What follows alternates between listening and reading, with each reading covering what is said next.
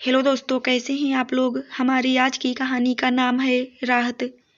संजना के ससुराल में उसकी सास सविता के साथ दो ननद रुचि और निधि भी रहती हैं।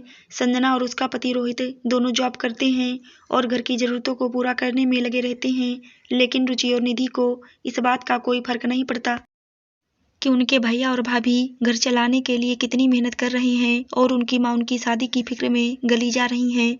दोनों नंदे बड़ी ही मनमौजी हैं। एक दिन संजना अपना फोन रोहित को दिखाते हुए कहती है, रोहित देखो ना, मुझे यह साड़ी बहुत पसंद है। बहुत दिनों से सोच रही हूँ इस साड़ी को लेने के लिए, अभी बुक कर देती हूँ। नहीं संजना, रहने दो, तुम्हारे पास हैं तो इतनी सारी साड़ियाँ, अब क्या साड़ियों की दुकान खोलोगी तो क्या हुआ। मेरे पास एक भी ऐसी साड़ी नहीं है।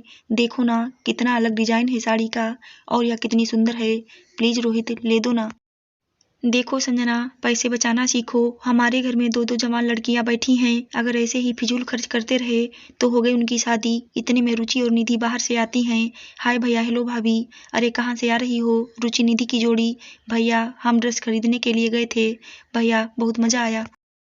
मैंने तो अपने लिए 3 ड्रेस खरीदी है। और फिर रुचि कहती है, मैंने तो बस 2 ही खरीदी है, पर हाँ मैंने साथ में मैचिंग ज्वेलरी भी ले ली। देखो ना कितनी सुंदर है। रुचि और निधि की शॉपिंग देखकर संजना ने अपने पति को घूर कर देखा और वहां से चली गई। रोहित उसे मनाने के लिए उसके पीछे पीछे जाता है। अरे संजना सुनो तो, रुको जरा, मेरी बात सुनो। मुझे नहीं सुननी आपकी कोई भी बात। आप यहाँ से जाओ और जाकर अपनी बहनों की ज्वेलरी और ड्रेस देखो। संजना रोहित की एक भी बात नहीं सुनती और वहाँ से चली जाती है। अगले दिन सुबह संजना सबके लिए नाश्ता बनाकर ऑफिस जाने के लिए तैयार होती है और उसके बाद सभी एक साथ बैठकर नाश्ता कर रहे थे कि तभी रुचि कहती है, भाभी या क्या रोज रोज एक ही तरह का नाश्ता बनाती हो। मुझे नहीं खाना यह सब। मुझे भी नहीं खाना यह बोरिंग नाश्ता। मैं बाहर से कुछ ऑर्डर कर देती हूँ। मेरे पास इतना समय नहीं है कि मैं तुम सबकी फरमाइश का खाना बनाती रहूँ। बहू, इसमें फरमाइश की क्या बात है। रोज रोज एक ही तरह का खाना खाने का मन नहीं करता तो कुछ अलग बना दिया करो। सास की बात सुनकर संजना मुंह में ही बड़बड़ाती है, इतना ही अच्छा खाने का मन करता है तो अपनी बेटियों से ही बनवा लिया करो। क्यों बहू, कुछ कहा क्या तुमने। नहीं माँ जी, मेरी इतनी हिम्मत कि मैं कुछ कहूँ। मुझे सुबह ऑफिस के लिए निकलना होता है। जल्दी जल्दी में जो भी समझ आता है वही बना देती हूँ। बहू, जवाब तो तेरे पास हर बात का है, पर हाँ कल से कुछ ऐसा बनाना जो मेरी बेटियां भी खा सकें। इसके बाद संजना खाना खाकर ऑफिस के लिए निकल जाती है। शाम को ऑफिस से आते ही संजना ने कपड़े धोने की मशीन लगा ली, पर अभी कपड़े आधे ही धुले होते हैं कि मशीन खराब हो जाती है। क्या हो गया मशीन को, लगता है फिर से खराब हो गई। अब यह बचे हुए कपड़े कैसे धोऊंगी। संजना अपने पति के पास जाकर कहती है, रोहित देखो ना, वॉशिंग मशीन फिर से खराब हो गई। अभी सारे कपड़े धोए भी नहीं है मैंने। अब मैं क्या करूं, तो हाथ से धो लो ना। अच्छा, मैं सुबह घर का सारा काम करके गई हूँ, ऑफिस से थकी हारी आई हूँ, मेरा कपड़े धोने का मन भी नहीं कर रहा था, लेकिन मैंने फिर भी मशीन लगा ली। अब आप बोल रही हैं कि मैं हाथ से धो लूँ तो क्या करोगी, ऐसे ही कपड़े छोड़ दोगी। हाँ छोड़ दूंगी, लेकिन अब मैं हाथ से नहीं धोऊंगी। आपको मैंने कितनी बार बोला है कि यह वॉशिंग मशीन पुरानी हो गई है, एक नई वॉशिंग मशीन ले आओ, पर नहीं, आपको तो मेरी एक बात नहीं सुननी। देखो संजना, हम बेवजह खर्च नहीं कर सकते। दो दो जवान बहनें हैं मेरी, हमें उनको भी देखना है। आपकी जवान बहनें मेरे लिए मुसीबत बन गई हैं। मेरी ज़रूरत का सारा सामान आपको और आपकी माँ को तो फिजूल खर्ची लगता है, पर आपकी बहनें जितना चाहे मर्जी पैसा उड़ा लें, वह नहीं दिखाई देता आपको। संजना तुम सुनती क्यों नहीं मेरी बात। सुबह किसी मशीन ठीक करने वाले को बुला लेंगे। क्यों दिमाग खराब कर रही हो मेरा। मुझे नहीं सुननी कोई आपकी बात। कपड़े पड़े हैं धो देना, मैं खाना बनाने जा रही हूँ। नहीं तो आपकी माँ और बहनें मेरे ऊपर ही चिल्लाएंगी। इसके बाद संजना किचन में खाना बनाने के लिए चली जाती है। तभी वहां पर रुचि और निधि आकर अपनी भाभी से कहती हैं, क्या बना रही हो भाभी। बैंगन का भरता। भाभी बैंगन का भरता मुझे नहीं पसंद, कुछ और बना दो। कुछ और का कुछ नाम भी होगा ना। भाभी आप मटर पनीर बना दो। इतने में निधि कहती है, हाँ भाभी, आपके हाथ का मटर पनीर मुझे बहुत अच्छा लगता है, लेकिन आज ना तो घर पर मटर हैं और ना ही पनीर, इसलिए आज बैंगन का भरता ही खा लो। भाभी आपसे तो कुछ बोलना ही बेकार है।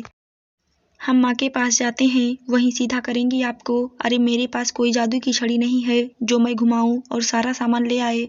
जो पड़ा है वहीं बनाऊंगी, इसलिए चुपचाप खा लो। लेकिन निधि और रुचि मुंह बनाकर वहां से सीधे अपनी माँ के पास जाकर संजना की शिकायत करती हैं।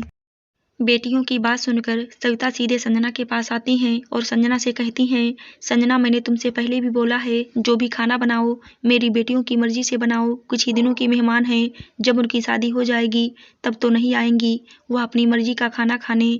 पता नहीं मेरे बच्चों को कैसा ससुराल मिले, इसीलिए बना दे जो भी बोल रही हैं। सास की बात सुनकर संजना मन में ही बड़बड़ाती है, ससुराल भेजने के लिए पहले थोड़ी तमीज़ तो सिखा दो।